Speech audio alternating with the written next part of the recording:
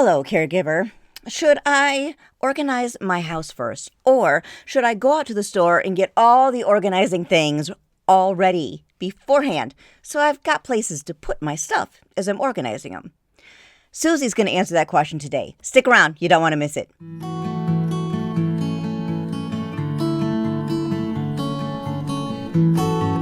The organizations mentioned in this interview can all be found through publicly available information. What can caregivers and older adults do now to make future transitions easier for their families? Talk more to each other about what makes sense, what is valuable to you, and what you have room for in your home, what's valuable as far as from generations, you know, but have that discussion with the younger generation. So people under 40 do not have the attachment to things that we 60 and over have the attachment. And that's very hard for my generation and up to deal with. They think, well, why don't my grandkids want my table? Well, right. Your table is the brown furniture. It's heavy. It's hard to move. It takes effort. So that younger generation isn't that interested in all of this stuff. They may want a few things, right, but they're more into experiences and being in the moment and living in the world that we're living in. They just don't have that much attachment to that aspect of things. So, but still have that conversation, open it up to everybody in the family and say, hey, I am downsizing right now. I am looking at my spaces. Do you want any of this? I'd rather do the living or do the giving while I'm living, so I'm knowing where it's going, right? I love that. A realtor friend of mine told me that years ago. I know she got it from somewhere else too, but I tell everybody in my speeches that just see, offer it up to people now so you can see them enjoying it. And just my aunt did that for years. She was giving us things of hers and of my grandparents. So she would tell us the story. It was quilts that my grandma made, which I absolutely love. And I have them on my beds because I love them so much. And but I didn't want a zillion things from them. I just wanted those particular things that I could remember my grandparents with, or my aunt, or my uncle, or my dad, or my mom, any of them, just certain things that resonated with me. Because I deal with people's stuff every day. I really think about what things go into my house and what things I want to take up the space with. I know a lot of people don't do that, but they have not had 19 years of working with people's stuff. So I'm really discerned about that, what I really want and what I don't want. So I know people are at all different levels of that. And just starting out small, thinking about those things little by little. Like I said, don't wait till it's a medical emergency or an emergency of any sort, or just start having the conversations and see where it leads you. Sometimes the parents, they're just stuck. They're just like, no, I don't want to deal with any of this now. I am just going to let my kids deal with it. And I'm sorry to the kids that are dealing with this and the grandkids, because it's not easy to navigate all of it, because it's going to take you time and take you money to be able to handle the stuff. But there are great resources out there. I mean, there are estate sale companies that will come in and they do a bang up job. Just do your research to find out who's the good companies, talk to people, family, friends on who they've used and how start, dealing with this stuff. You don't necessarily have to be dead to have an estate sale. People think, oh, it's just, somebody's passed away that has happened. No, you can have a collection of things, and there are companies out there that will come take those items and put them online and sell them for you. So it is great. Yeah, it is great. Being from the Detroit area, we have a lot of wonderful estate sale companies, and they do great work. And we've been to some estate sales where the owner of the home has been there and could share those stories with the people buying the items. So it's wonderful. And like you said, you're using those quilts. So if you want to bring an item into your home, think about, how am I going to use this other than dusting it once a month? Yeah. So, put some thought into that. So when does a family consider bringing in someone such as yourself? When it's too overwhelming for them, or if there's too many family conflicts, a lot of times people bring me in because I'm objective, or you bring in a professional organizer who is objective. Yeah. Just because we don't have all the family attachments and background and all of that going on, we can come in and give fresh eyes and say, okay, have you thought about this? Have you thought about this?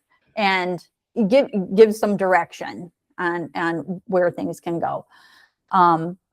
Especially if there's a lot of chronic disorganization going on too. That is just super, well, it's overwhelming, but it's just, it just is another level of disorganization.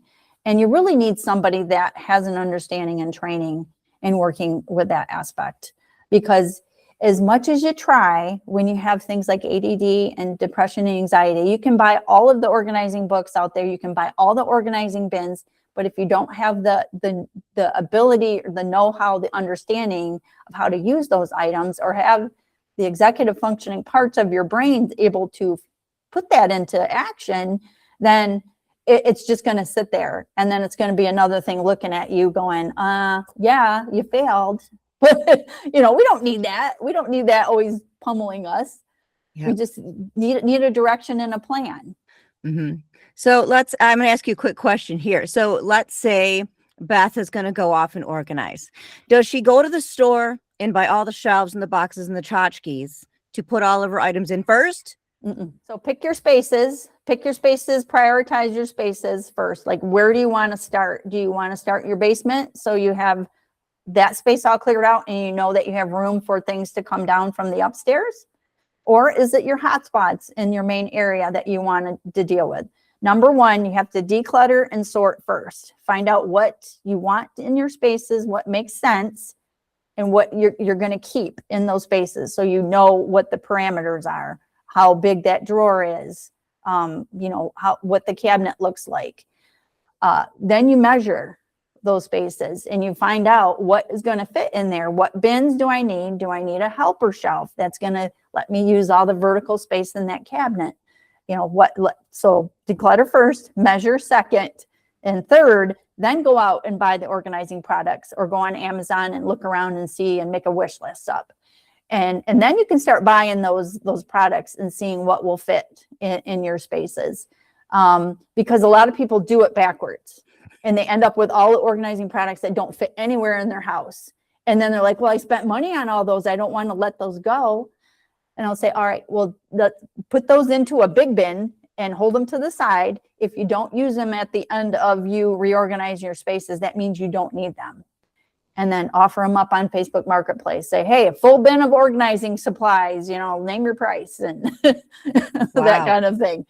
But yeah, that's usually the process. You have to declutter and figure out what things make the most sense in your space, measure, and then reorganize back into the space. Oh, and make sure you clean out the space after you get things out of there. Yeah. Perfect time to do that. If you're deep diving into your cabinets, get everything out of there, wipe all the surfaces down, and then you reorganize back in. Perfect. And if you are a visual person, think about that too when you're putting things back. Clear boxes, labeled boxes, things of that nature. Is that correct? Absolutely. Okay. Clear bins for any time you have any type of, you need visual cues going on. You want to make sure that they're clear and make sure you label everything. Okay. And that's another point too with working with people with dementia too. So I will tell people, if that person has been used to making their coffee in that area of the kitchen, don't change stuff up. Just simplify it for that person to be able to keep doing it in that area, to keep them as independent as possible. Just declutter it. Just get all the other stuff out of the way so it doesn't need to be there. Or if they need their medications on the counter, keep them all together, but put them in a container so that you can easily move it around and it's not just spread all over the counter. And sometimes if the dementia, is progressing, then sometimes on the outside of the cabinet, just, take a picture of what it should look like in the inside organized, and then take a picture of it and put that picture on the outside of the cabinet. So then that person, to keep them independent again, if you say, hey, why don't you empty the dishwasher? Look at the picture. You see where that goes? Then the plate goes like that in there. And so then they can kind of look to see where that goes. And the visual labels on things too, on the outside of cabinets. I know it's not aesthetically pretty, but if it's about function, putting those labels out there, you know, if they're still able to read and decipher and, you know, see. And make sure they're big enough labels, because older adults I don't see as well as what I used to, not near as good. So make sure those labels are big enough so everybody can see them clearly. And if there's multiple caregivers coming in the home, you want them to know where everything goes to, especially if they're a company and they send in multiple people, you know how the turnover happens. Make sure that they all know that's where all the paper goods go. That's where the cups go. You know, everybody's on the same page and it's not chaos. You're honoring the person too. Not only are you honoring them by keeping them in their place where they're safe and they're comfortable, but you're honoring them by, this is where your coffee stuff is. Maybe it's in a little round container that's open topped so they can see what's in there and it's contained, but it's there. So you're honoring their habits in I love that. Thank you so much.